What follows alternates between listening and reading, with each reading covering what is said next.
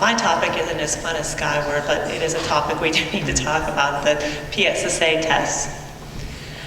What are the PSSA tests? For some of you who have children in K1 and 2, you've probably heard of this in the media, on the newspaper, for other parents.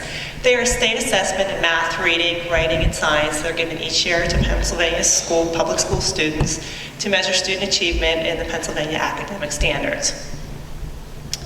Who must take the assessment? The reading and math assessments are administered to all students in grades 3 through 8, and the science assessments are administered to students in grades 4 and 8.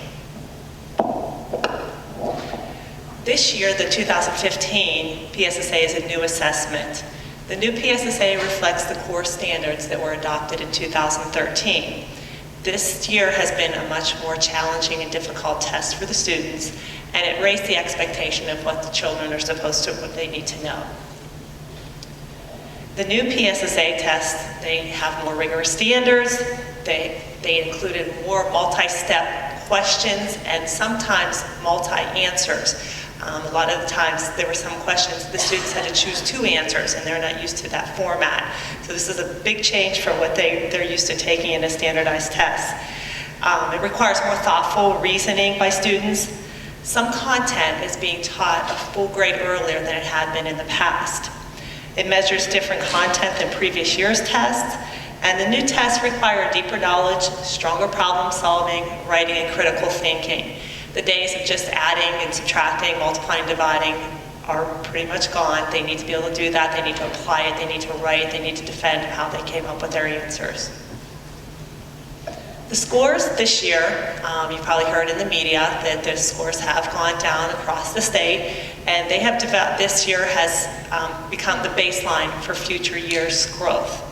And we cannot compare our scores this year to previous year scores because this was a new test this year.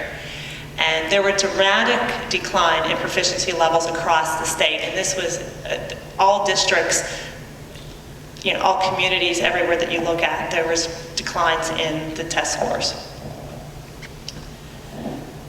With the PSSAs, the state has developed school performance profile, the SPP scores, and these are advertised. You'll see these in the newspaper and articles about what school scores, what they comprise.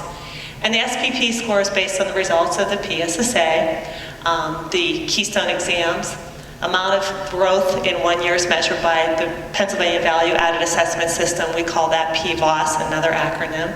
And other factors included graduation, attendance, participation in AP courses and PSATs.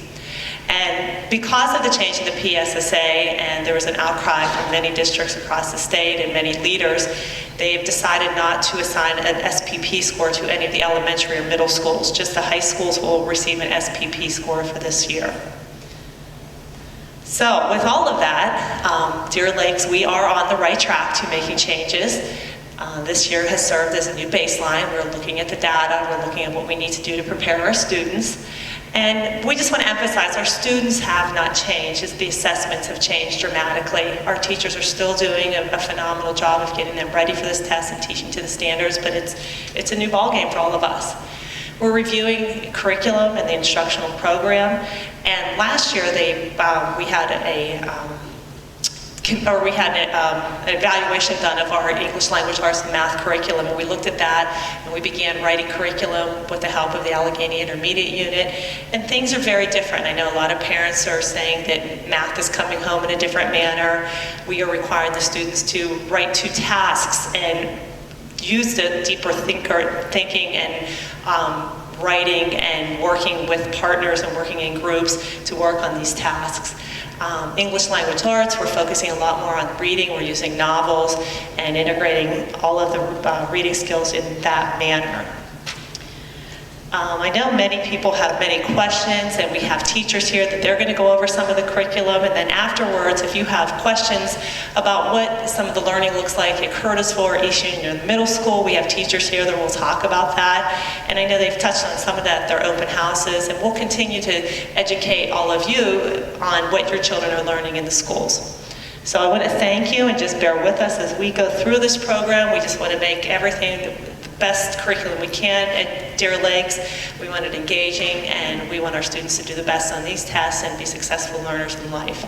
So with that, I'm going to bring down the middle school staff who wants to talk to you about what you'll see at the middle school.